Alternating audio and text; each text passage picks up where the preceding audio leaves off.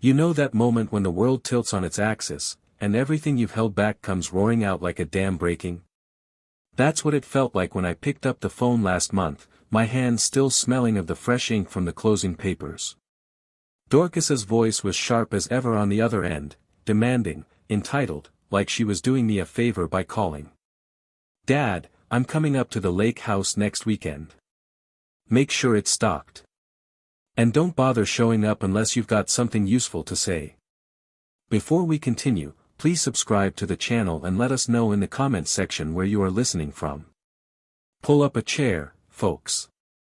If we're gonna do this, I might as well pour us both a drink, black coffee for me, strong enough to strip paint, the way I like it after all these years of grinding through life. I'm Harold Mitchell, 58 years old, a retired accountant from a nowhere town in upstate New York. Not the glamorous type, no. I spent my days crunching numbers for mid-level firms, making sure the books balanced while my own life tilted further and further off kilter. But that's not where this story starts, not really.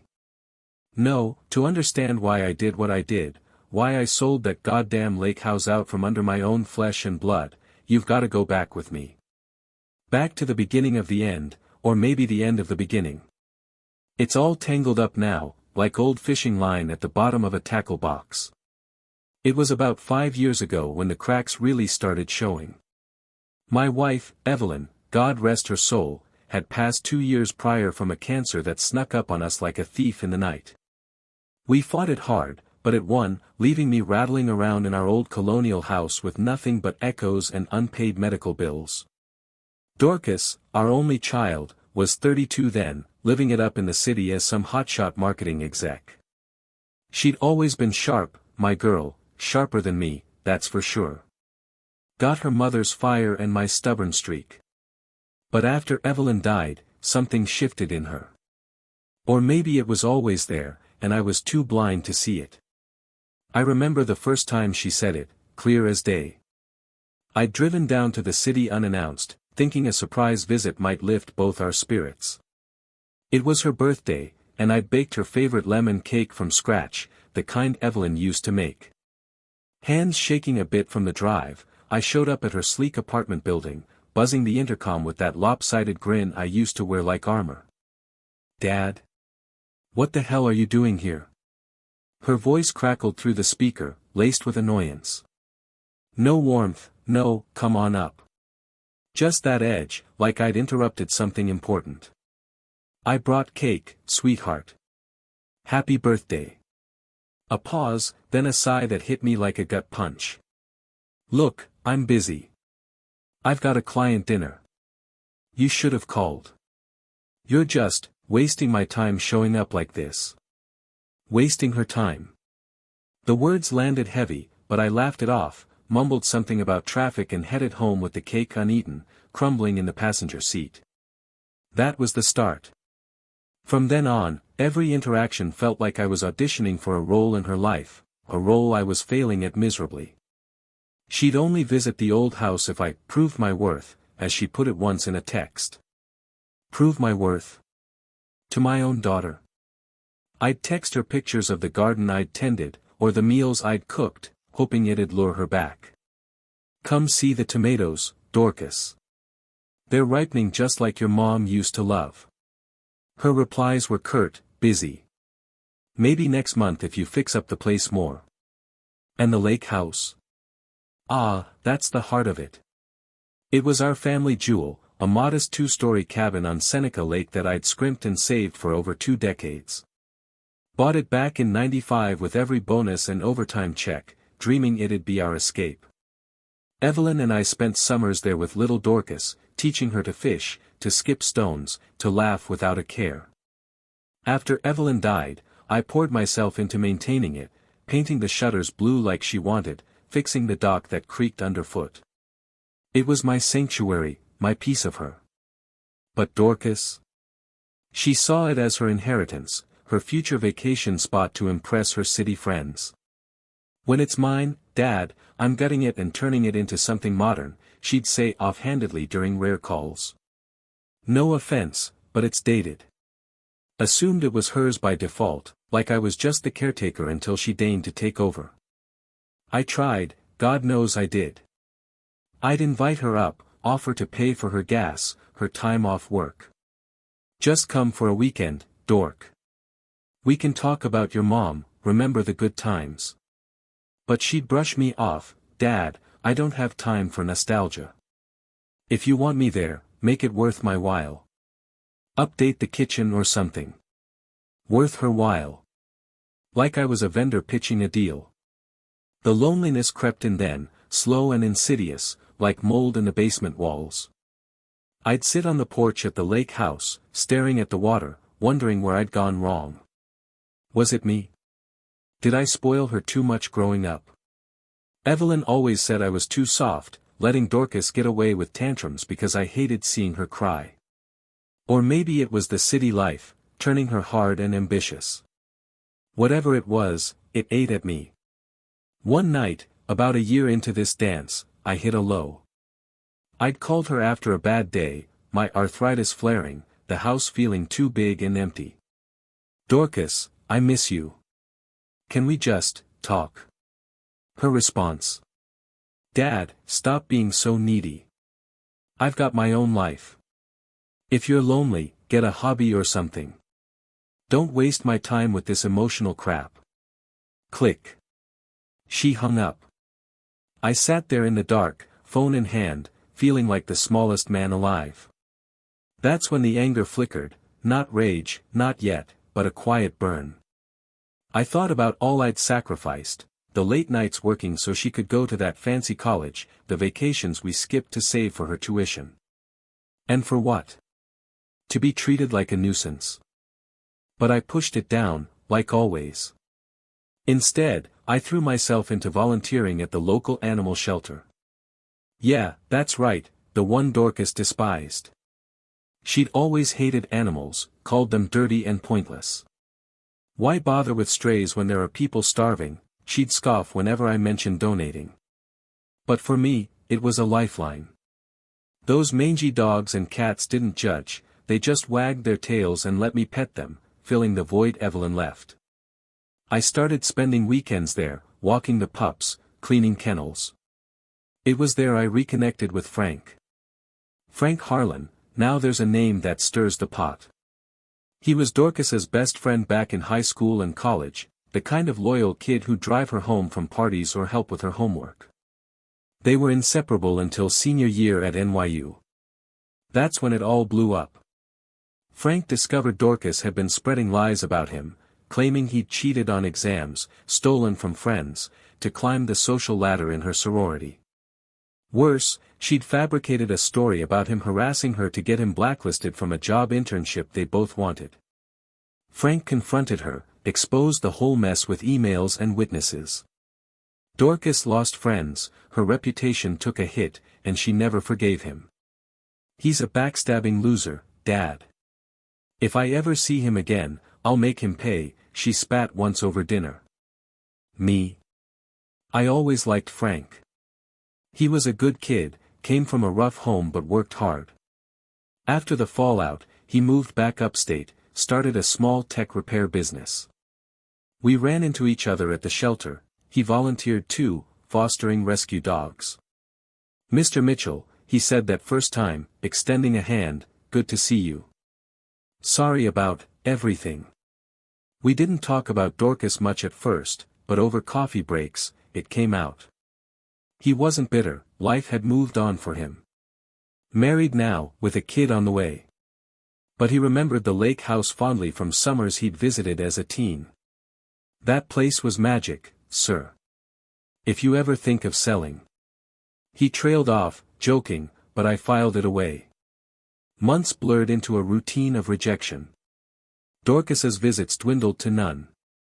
Last Christmas, I decorated the lake house hoping she'd come, strung lights, baked cookies. She texted, can't make it. Work trip. Send pics if it's nice. I didn't bother. Instead, I drove to the shelter, helped with the holiday adoption drive. That's when the idea seeded. Frank was there, adopting out a litter of puppies. We talked late into the night about life, loss, legacies. You know, Harold, he said, sometimes you gotta let go of what's dragging you down to make room for something better. His words stuck, fermenting in my mind as I drove home alone. By spring, the burn had turned to resolve. Dorcas called one last time, demanding I wire her money for some investment opportunity. Dad, it's a sure thing. Prove you're useful for once. Useful. That word snapped something in me. I hung up without a word, stared at the lake house deed on my desk. It was mine, Evelyn, and I had never officially willed it to Dorcas. Why should she get it, this woman who'd become a stranger, treating me like garbage? The next day, I called Frank about that offer. But as I signed the preliminary papers, doubt crept in. Was I really going to do this? Sell to her nemesis? Donate the proceeds to the shelter she hated? It felt vindictive, raw, like peeling off a scab. Yet, as I walked the empty rooms, memories of Evelyn whispering, "Don't let her break you, Harry," I knew it was time. Time to stop begging for scraps of affection. Little did I know, as I prepared to drop the bomb, that Dorcas had secrets of her own, ones that would make this betrayal look like child's play. Because when she found out, it wasn't just anger that poured out. It was something darker, something that made me question if I ever really knew my daughter at all. The ink on that preliminary agreement felt wet for days. Not literally, Frank's lawyer had been meticulous, everything crisp and dry, but in my hands, it burned like a live coal. I carried it folded in my wallet, next to Evelyn's faded driver's license photo, a habit I couldn't break. Every time I sat down, I'd feel the stiff rectangle against my thigh, a constant, low-grade electric shock reminding me, you did it. You really did it. The relief was there, sure, a weight lifting off my chest after years of suffocation. But it was tangled up with something darker, something that slithered through my gut when I tried to sleep. What have I unleashed? I called Frank the next morning, my voice tight as a drumhead. Frank. Harold Mitchell. I signed it. The preliminary papers. A beat of silence on the other end, then a slow, disbelieving chuckle. Mr. Mitchell. You're serious? The lake house. He sounded like a kid offered a dream birthday present. Dead serious. It's yours. Well, it will be. I cleared my throat, the enormity of it hitting me like a physical blow. Closings in 3 weeks. Title company says it's smooth sailing. Another pause, longer this time. I could almost hear the cogs turning, the shock, the calculation, the sheer, unadulterated irony of it. Dorcas's ex-best friend, the guy she tried to destroy, buying the very symbol of everything she thought was hers. Frank. I prompted, my knuckles white on the receiver. Harold, he said, his voice suddenly low, serious. Not the cheerful volunteer from the shelter, but the man who'd weathered Dorcas's storm. Are you sure about this? I mean. Dorcas. She's gonna lose it. She'll come after you. Or me. There it was. The fear I'd been trying to bury. He knew her darkness better than I did. He'd been on the receiving end of it. I know what she's capable of, Frank, I said, the words tasting like ash. I've been living with the fallout for years. This isn't revenge, not exactly. It's self-defense. A reclaiming. I hesitated, the raw truth spilling out before I could stop it. She called me a waste of her time, Frank. Her time. Like I'm some inconvenient appliance she can turn on and off when it suits her. Like the love I poured into her for 32 years was just noise. My voice cracked. I won't beg for scraps anymore. Not from her. He was quiet for a long moment. Then, softly, okay, Harold. Okay. I get it. Truly. And, thank you. For trusting me with it. With her. He didn't say, with her, but the implication hung heavy. The house wasn't just wood and nails, it was a battlefield she'd claimed as her own territory. I'll take good care of it. Make it a home again. For my family. There was a vulnerability in his voice then, a hope I hadn't heard in years. It mirrored my own buried hope, that maybe, just maybe, something good could grow from this scorched earth. The next 2 weeks were a strange limbo. I moved out of the colonial house Evelyn and I had raised Dorcas in, too big, too full of ghosts. Downsized to a cramped but clean efficiency apartment downtown, overlooking the train tracks. The rhythmic clack-clack of the passing cars became my new heartbeat, a constant, grounding rhythm against the silence of the empty rooms I'd left behind. Packing was agony. Every photo, every chipped mug from a school fair, every sweater Evelyn had knitted, each item was a tiny death. I kept only the essentials, clothes, Evelyn's jewelry box, locked, untouched, the deed to the lake house, now a hollow relic, and a single framed picture of Dorcas at 5, grinning on a swing, her pigtails flying. I couldn't throw that one away. Not yet. The rest went to Goodwill or the trash. It felt like shedding a diseased skin. Dorcas, oblivious, kept up her usual cadence. Demands disguised as requests. Dad, can you Venmo me $200? Client lunch ran over. Or, did you pay my phone bill? I'm swamped. No, how are you? No, thanks. Just transactions. I'd reply with a terse, done, or, check your account, my fingers numb on the screen. The silence after my replies was deafening, but I held my ground. No justifications. No pleas for her time. The burn inside me was steady now, a controlled flame. Let her wonder why the spigot's dry. Then, the call came. 2 days before closing. Her voice, usually so clipped and impatient, held an unusual tremor. Not fear. Something sharper. Excitement. Greed. Dad. Hey. Big news. She practically chirped. I found the perfect contractor for the lake house renovation.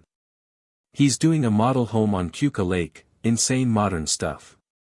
Glass walls, infinity pool, total showstopper. He's dying to get started on my place. When's the earliest I can get the keys? Like, next week early. I need to lock him in before he gets swamped. My blood turned to ice water. My place. She said it with such casual ownership, such utter certainty. The sheer, breathtaking audacity of it, after everything. The controlled flame inside me roared into an inferno. I gripped the edge of the cheap apartment table, the cheap laminate digging into my palm. Dorcas, I said, my voice unnaturally calm, the calm before the storm. About the lake house. Oh, don't worry about the details, Dad, she cut in, breezy, dismissive. Just handle the paperwork with the lawyer guy. Make sure it's all smooth for me. You are handling it, right? Or do I need to fly up there and do it myself? God, you always make things so complicated. She sighed, that familiar sound of profound irritation reserved solely for me. Honestly, Dad, if you'd just do what you're supposed to do without needing hand-holding, we wouldn't have these issues. Stop wasting my... I didn't let her finish. I didn't raise my voice. I just spoke over her, each word deliberate, carved from stone. Dorcas. Listen to me. Very carefully. The lake house is not yours. Silence. Thick, suffocating silence. I could hear her breathing stop. What? The word was a hiss, stripped of all its usual arrogance, replaced by raw, naked panic. I said, the lake house is not yours. It never was. It's mine. And I sold it. The explosion was instantaneous. A shriek so high-pitched it made my eardrum vibrate. Sold it? You sold it? To who? You can't do that. It's mine. Mom said. Your mother, I interrupted, my voice hardening, never signed a will specifying it was yours. It's in my name, Dorcas. My deed. My money. My decision. The words felt like liberation, even as her rage battered me through the phone. And I sold it.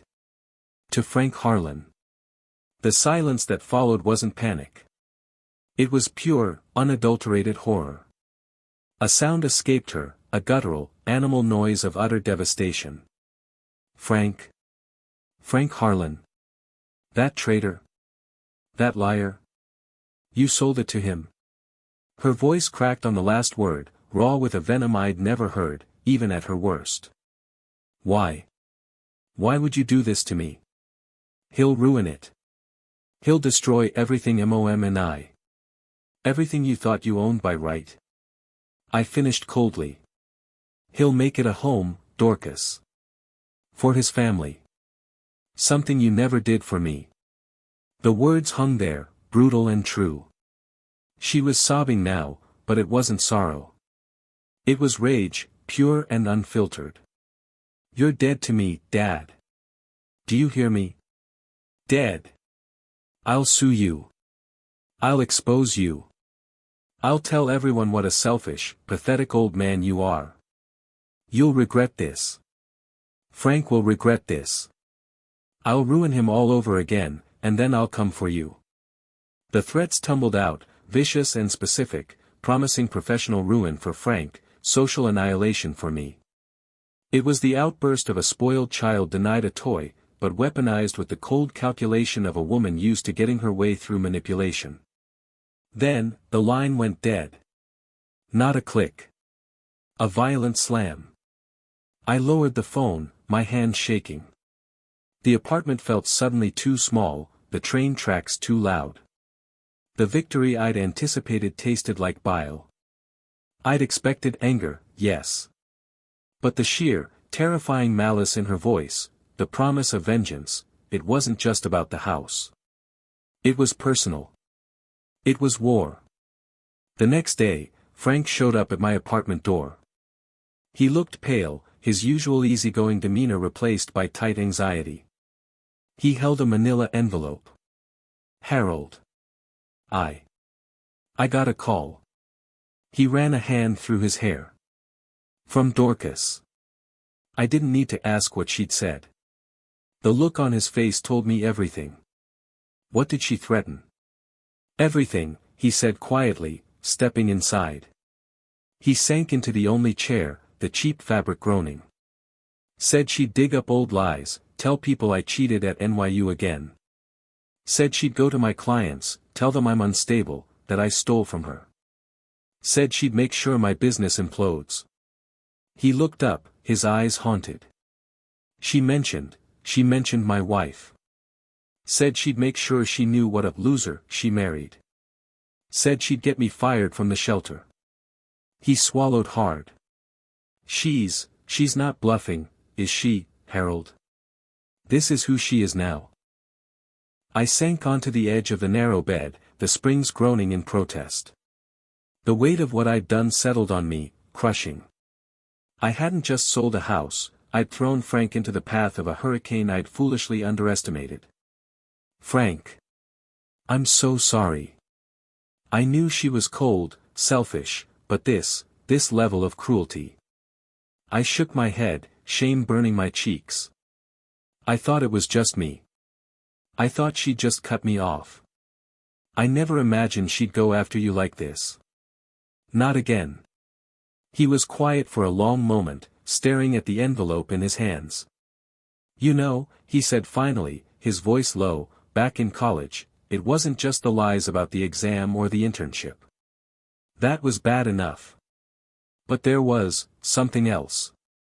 Something she did to me that really broke me. He took a deep breath. Remember when I had that scholarship? The one that covered my last 2 years. The one that got me out of that trailer park hell. I nodded slowly. Yeah. You worked so hard for it. She found out the committee was deadlocked. One vote either way. She went to the head of the department. Told him I'd been sleeping with my TA to get better grades. Made up this whole elaborate story, with fake texts, everything. Said she had proof. Frank's knuckles were white. It wasn't true. God, it wasn't true. But it was enough. The scholarship got pulled. I almost lost everything. Had to take out massive loans, work 3 jobs, nearly flunked out. He looked at me, his eyes glistening. She didn't just want to beat me, Harold. She wanted to erase me. Make sure I never got back up. That's who she is. That's who she's always been underneath the charm. The room tilted. This wasn't just about the lake house. This wasn't just about me being a nuisance. This was about a pattern. A pattern of calculated destruction. Dorcas hadn't just turned cold, she'd been manufacturing her own reality, tearing down anyone who stood in her path, even if that path was paved with the bones of people who loved her. And I, her own father, had been blind. Or worse, willfully ignorant. How many times had Evelyn quietly worried? Dorcas pushes so hard, Harry. Sometimes it feels sharp. I dismissed it as motherly concern, the normal friction of a driven child. But this? This was predation. Frank placed the envelope on my rickety table. This is for you. From the closing. The proceeds. He stood up, his expression grim but resolute. Look, Harold. I'm still buying the house. Dorcas can scream all she wants. I've got emails, texts from that scholarship thing, stuff I kept, just in case. I'm not that scared kid anymore. But I need you to know something. He met my eyes. This isn't just about the house for me. It's about proving she doesn't get to win. Not this time. Not by destroying good people. He turned to leave, then paused at the door. Be careful, Harold. She's coming for you. And she plays dirty. After he left, the apartment felt like a tomb. The envelope sat on the table, radiating heat. I didn't open it. Not yet. Instead, I pulled out the single box of Evelyn's things I'd kept, the jewelry box and a small stack of letters tied with a blue ribbon. I needed to feel close to her. To the real Dorcas, the one who existed before the city hardened her. I untied the ribbon, the silk frayed with age. Love letters from our early days, birthday cards from Dorcas made with glitter glue, and then, at the very bottom, a letter I didn't recognize. It wasn't addressed to me. It was dated just 3 months before she died, written in Evelyn's familiar, looping script, but addressed simply, for Dorcas, if she ever asks. My heart hammered against my ribs. If she ever asks. Asks what? I'd never seen this before. Evelyn must have hidden it. With trembling fingers, I opened the crisp, cream-colored paper. My dearest Dorcas. If you're reading this, it means you finally asked about the lake house deed. Or perhaps Harold has told you, and you're angry. I know how you feel about it, that it's your inheritance, your future. And part of me wants to give you that comfort. But the truth is more complicated, my love, and it's a truth Harold and I shielded you from for so long, hoping it would never matter. The lake house wasn't just a vacation spot. It was our refuge. After you were born, and the doctors told us you might not be neurotypical, that you might need special care we couldn't afford, that house was where we grieved. Where we held each other and wondered how we'd manage. Where we made the impossible decision to sell our first home, take on crushing debt, so you could have the therapies, the tutors, the chance you deserved. Every penny of that lake house, Dorcas, was paid for with the money we got from selling the house your grandparents left Harold. The house I thought would be yours someday. We never told you this because we didn't want you to carry that burden. We wanted you to feel secure, loved, entitled to a happy life. But entitlement is a dangerous thing, my darling. It can make you blind to the sacrifices made in your name. It can make you forget the cost of the ground you stand on. Harold has carried this secret, this weight, alone for 20 years. He never wanted you to feel indebted, only loved. But if you're reading this, and you're treating him like a burden, if you're demanding he prove his worth to you, then you've lost sight of what truly matters. The house was never yours by right. It was built on love and sacrifice.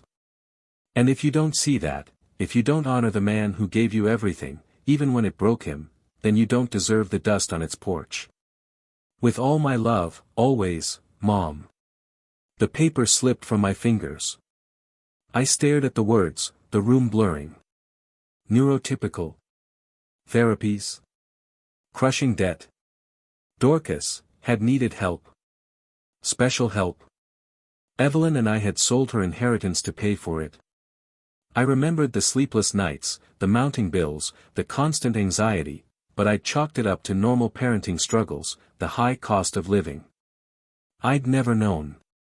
Evelyn had shouldered that secret alone, protecting Dorcas from the truth, protecting me from the guilt of not being able to provide without sacrifice. And Dorcas, she'd known. Not the details, maybe, but she'd known the house wasn't just a gift. It was built on her parents' broken backs. And she'd treated it, and me, like a birthright she was owed, demanding constant proof of my worth while blind to the mountain of worth I'd already given her. The rage that surged through me wasn't the clean burn of chapter 1. This was a cold, dark flood. Not just at Dorcas's ingratitude, but at the sheer, staggering ignorance of it all. Evelyn's quiet strength, her sacrifice buried in this letter, and Dorcas, stomping on it like it was nothing. The house wasn't just wood and nails. It was a monument to love she'd never bothered to understand. I stumbled to the sink, splashing cold water on my face, trying to steady my shaking hands. The letter lay on the table, a silent accusation. You don't deserve the dust on its porch. Evelyn's words echoed, sharp as knives. Then, my phone buzzed. A notification. Not a call. A text. From an unknown number. Short. Brutal. You think selling the house is the end? You have no idea what I know about Mom's accident. Meet me at the old boathouse. Tomorrow. 10 a.m.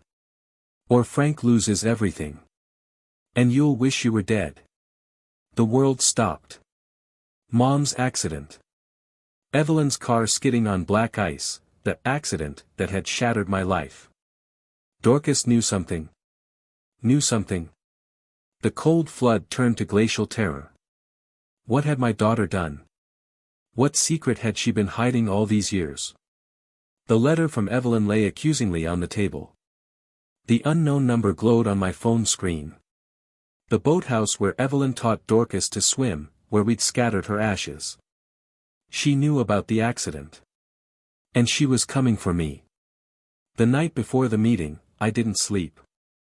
The apartment felt like a prison cell, the train tracks outside a relentless, mocking rhythm. Every creak of the old building was Dorcas creeping up the stairs, every flicker of the streetlight her eyes gleaming through the blinds. I paced, my footsteps echoing in the small space, the letter from Evelyn clutched in my fist. Mom's accident. The words repeated in my head, a mantra of dread. What could Dorcas possibly know? What dark secret had she been hiding, using as leverage all these years? I called Frank. It was after midnight, but he answered on the third ring, his voice thick with sleep. Harold? What's wrong? She texted me, I said, my voice shaking. Dorcas. She knows something about Evelyn's accident. She wants to meet me at the boathouse tomorrow. 10 a.m. Silence. Then, a sharp intake of breath. Harold, that's a trap. You know it is. She's trying to scare you, manipulate you. Into what? I demanded, the fear giving way to a cold, stubborn resolve. What could she possibly want now? The house is gone. The money's donated. She's already threatened everything. What's left? Frank sighed, the sound heavy with worry. Revenge. She wants to see you crumble. To prove she's still in control. Don't go alone, Harold. Call the police. Bring someone. I laughed, a bitter sound. The police? And tell them what? That my daughter is threatening me over a house. They'll laugh. Besides, if she really knows something about Evelyn. I have to know. Even if it's the worst. He was quiet for a long moment. Then, softly, okay. But I'm coming with you. 10 a.m. I'll be there. Promise me you won't go in alone.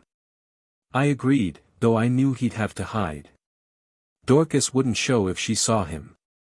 She'd vanish, take her secrets with her, and I'd never know the truth. The thought made my stomach churn. The morning dawned gray and overcast, the lake shrouded in mist like a ghost. I drove to the boathouse in silence, my hands tight on the wheel. The old wooden structure loomed ahead, its paint peeling, the dock sagging into the water. Evelyn's favorite spot. We'd spent summers here, teaching Dorcas to swim, laughing as she splashed and screamed. Now, it felt like a tomb. I parked the car, my legs leaden as I walked to the boathouse. The door creaked open on rusty hinges. Inside, it smelled of mildew and old wood, the air thick with the scent of the lake. Dorcas was waiting, her back to me, staring out at the water. She wore a black trench coat, her hair pulled back in a severe bun. She looked older. Harder. Like a stranger. You came, she said, not turning around. Her voice was flat, emotionless. You said you knew something about Mom's accident, I said, my voice steady despite the pounding in my chest. What is it? She turned then, and I recoiled. Her eyes were hollow, her face pale and drawn. She looked like she hadn't slept in days. You really don't know, do you? She said, her voice barely above a whisper. You really think it was an accident? I stepped forward, my fists clenched. What are you talking about? The police said it was black ice. A tragic accident. She laughed, a cold, mirthless sound. The police. Oh, Dad. The police didn't look very hard, did they? Not when it was convenient for everyone. My heart skipped a beat. Convenient? What are you implying? She reached into her coat pocket and pulled out a small, leather-bound journal. My breath caught. It was Evelyn's. The one she'd kept since college, filled with her thoughts, her dreams, her secrets. How had Dorcas gotten it? Mom kept a journal, Dorcas said, her voice steady now, almost clinical.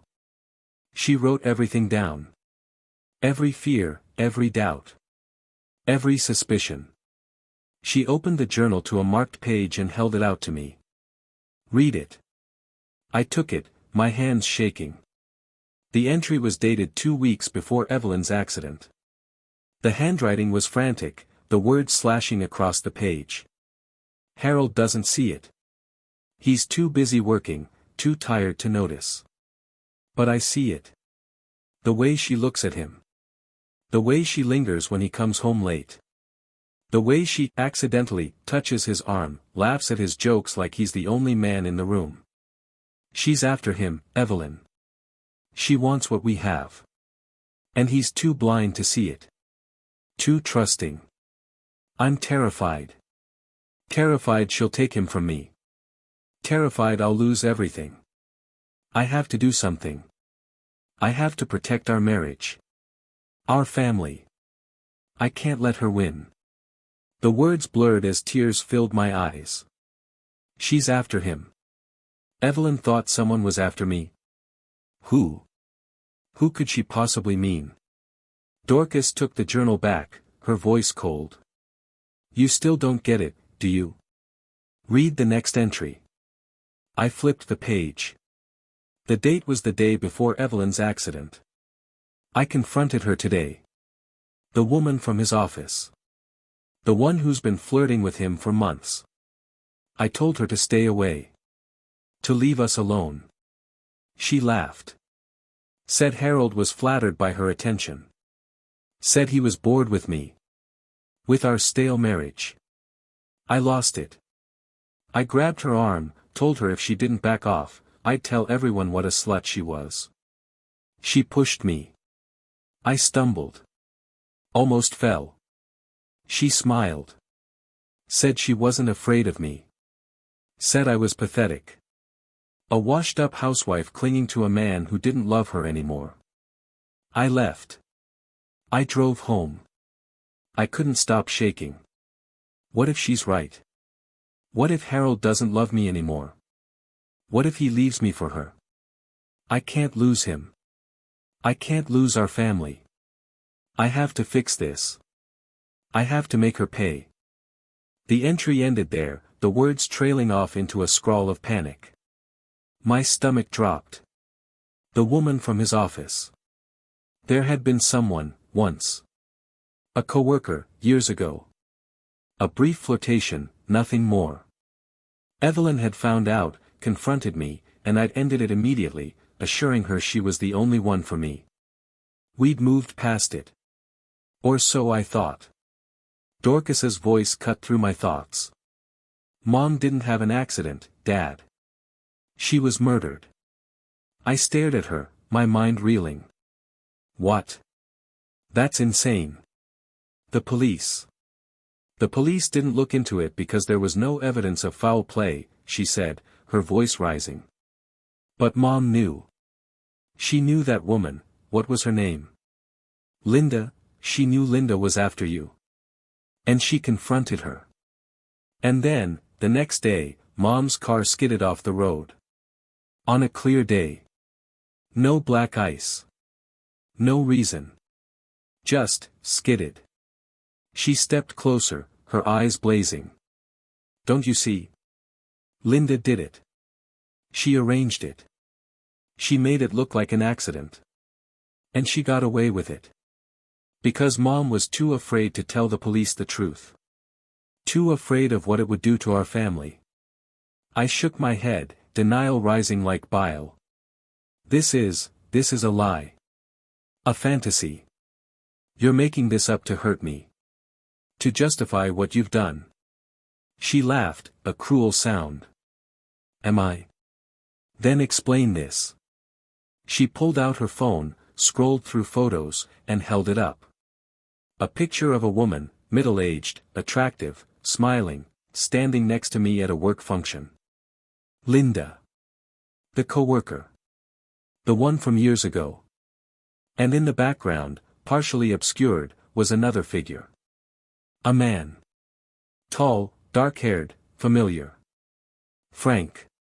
Recognize him? Dorcas said, her voice triumphant. That's Frank Harlan. Before he moved back upstate. Before he reformed. He was friends with Linda. They worked together. They knew each other. And guess what? Linda disappeared right after Mom's accident. Moved away.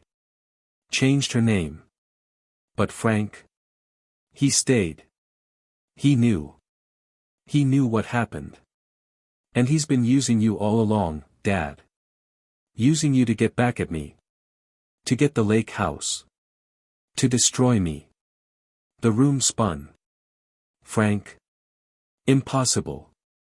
He'd been nothing but kind, supportive. But the photo, the connection to Linda, it was there. A thread, frayed but visible. You're lying, I said, my voice weak. Am I? She scrolled to another photo. A text message. From Frank's number. Sent to her, years ago, after the fallout at NYU. You think you won? You'll pay for what you did to me. And to your mother. I'll make sure of it. My blood turned to ice. To your mother. He'd known. He'd known about Evelyn. About Linda. About the accident. And he'd never said a word. He's been playing you, Dad, Dorcas said, her voice soft now, almost pitying. Using your grief, your loneliness, to get what he wants. The lake house. Revenge. And you? You're just his pawn. I stumbled back, hitting the wall. The journal fell from my hands, clattering to the floor. Pawn. The word echoed in my head. Was she right? Had Frank been manipulating me all along?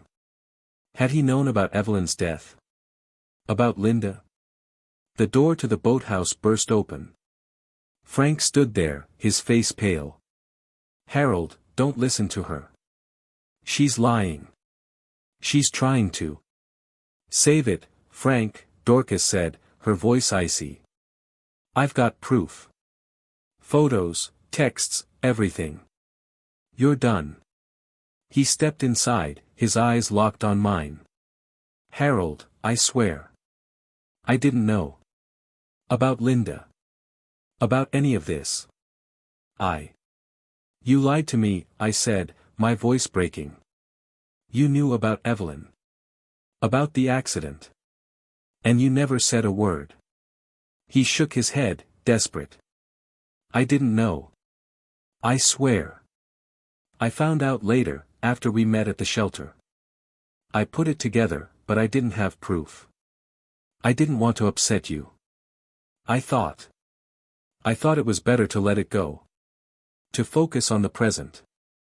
Dorcas laughed, a bitter sound. Typical. Playing the hero while hiding the truth. You're just like her, Frank. Just like Linda. Selfish. Manipulative. And now, you've ruined everything. Frank stepped toward her, his hands up. Dorcas, please. Let's talk about this. Let's. She recoiled, her eyes wild. Stay away from me. Stay away from my father. You're not welcome here. Not anymore. I stood there, paralyzed, the room spinning. The truth, whatever it was, lay shattered at my feet like glass. Evelyn's journal. The photos. The texts. Dorcas's accusations. Frank's denials. I didn't know what to believe. Then, Dorcas did something unexpected.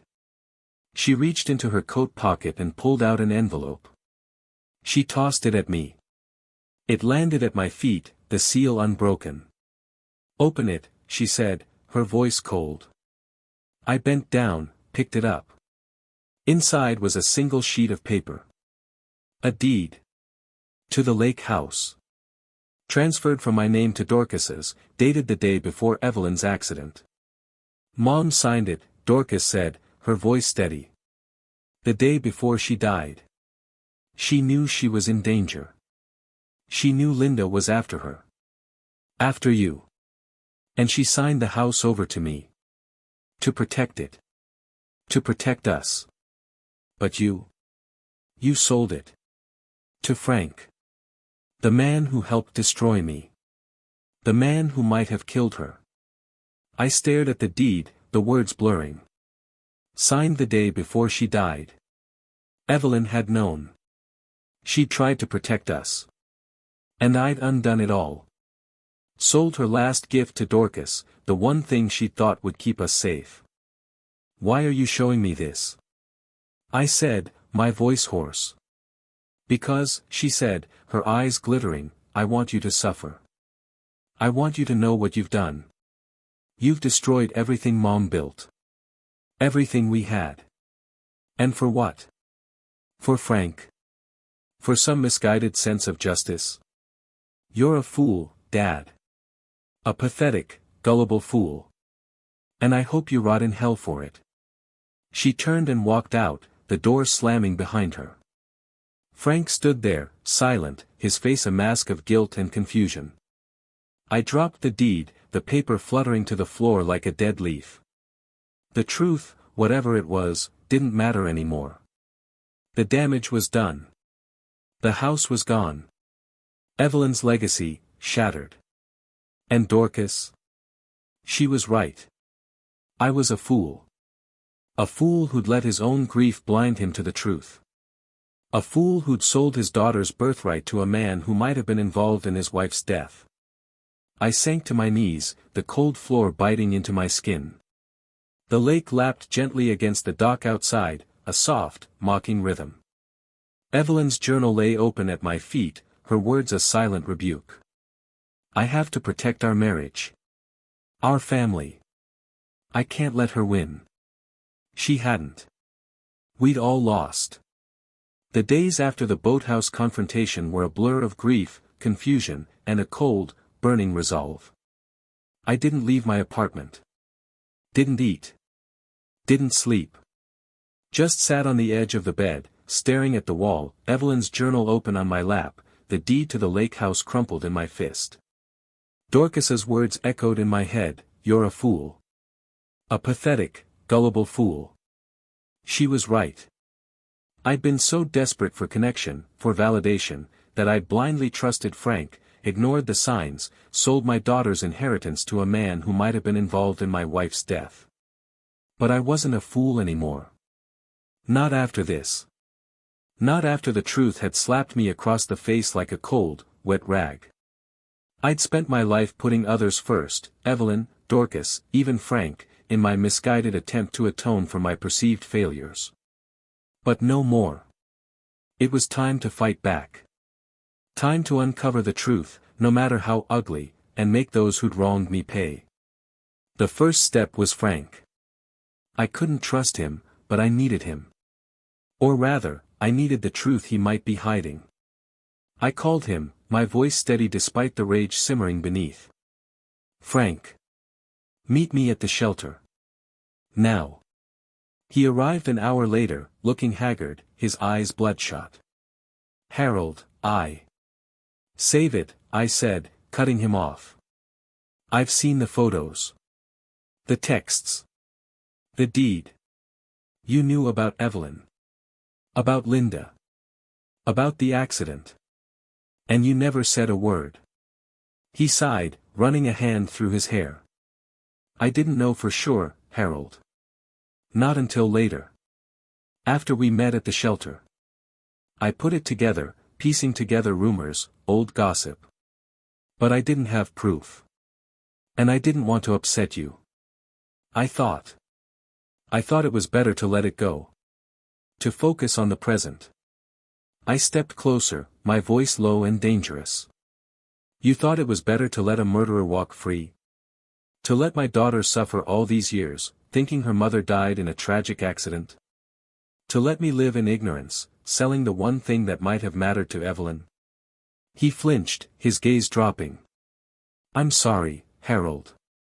I truly am. But I didn't know what to do. I didn't want to be the one to destroy your family all over again. You already did, I said, my voice breaking. By staying silent.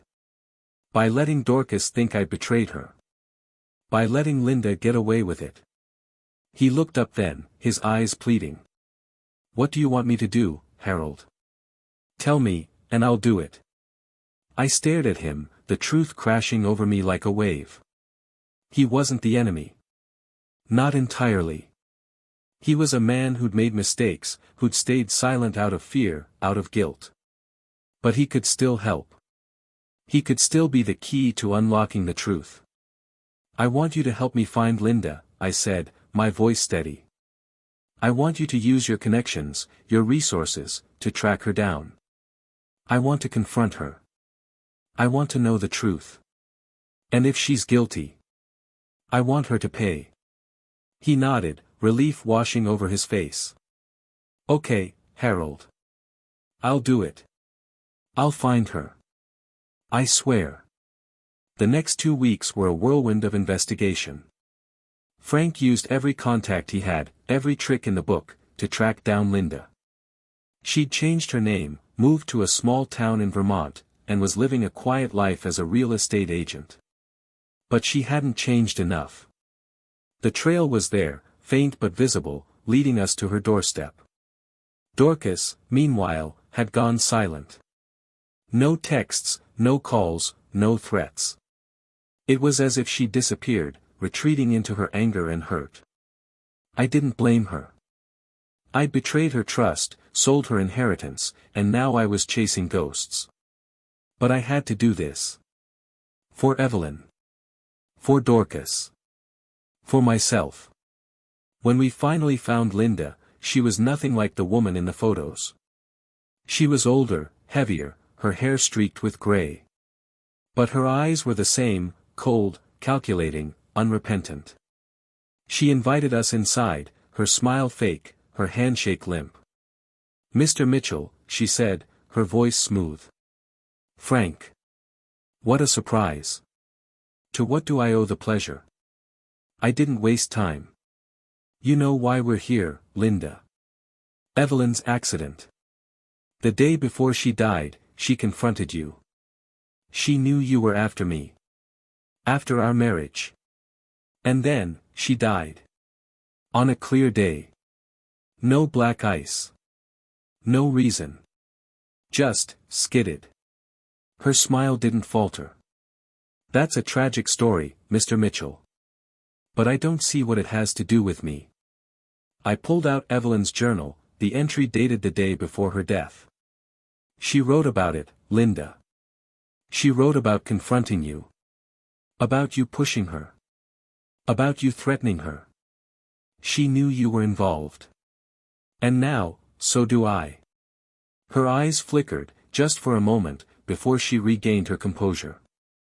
"That's a journal, Mr. Mitchell. Not proof. Anyone can write anything in a journal." Frank stepped forward, his voice steady. "We have more than that, Linda. We have witnesses. People who saw you arguing with Evelyn. People who heard you threaten her. We have records of your relationship with me, back in the day. Records that show you were involved in some, questionable activities. Activities that could have led to her death." She paled, her fake smile faltering. "You're bluffing." I shook my head. "We're not. And we're not done. We're going to the police. We're going to tell them everything. And when they dig, they'll find the truth. They'll find that you arranged her accident. That you made it look like an accident to cover your tracks. And you'll go to prison. For a long time." She stood up, her chair screeching against the floor. "You can't prove anything." I smiled, a cold, mirthless smile. "Can't we? We have the journal. The witnesses. The records. And we have you, Linda. A woman with a history of manipulation, of deceit. A woman who's been hiding for years. But not anymore. Not today." She lunged at me, her hands outstretched, but Frank caught her, holding her back. "Let's go, Harold," he said, his voice firm. "We've done what we came to do." We left her there, screaming and cursing, her facade crumbling. The police were waiting outside, tipped off by Frank's contacts. They took her into custody, reading her rights as she sobbed and denied everything. The trial was long and grueling, but justice was served. Linda was convicted of manslaughter, her sentence reflecting the premeditation and deceit involved in Evelyn's death. The truth came out in court, the affair, the confrontation, the arranged accident. Dorcas attended every day, her face a mask of grief and anger. She didn't speak to me, but she didn't have to. The truth was its own revenge. After the trial, I went to the lake house. Not the one I'd sold, that was gone, a chapter closed. But a new one, smaller, simpler, on a quiet cove away from the prying eyes of the past. I'd bought it with the remaining proceeds from the sale, after donating the rest to the shelter. It was mine, and mine alone. A place to heal. A place to remember. Dorcas showed up unannounced one evening, her face pale but resolute. She stood on the porch, her hands in her pockets, her eyes downcast. "Dad," she said, her voice soft. "Can I come in?" I nodded, stepping aside. She walked in, her eyes taking in the sparse furnishings, the photos of Evelyn on the walls. "It's nice," she said, her voice breaking. "Simple. Like Mom would have liked." I smiled, a small, sad smile.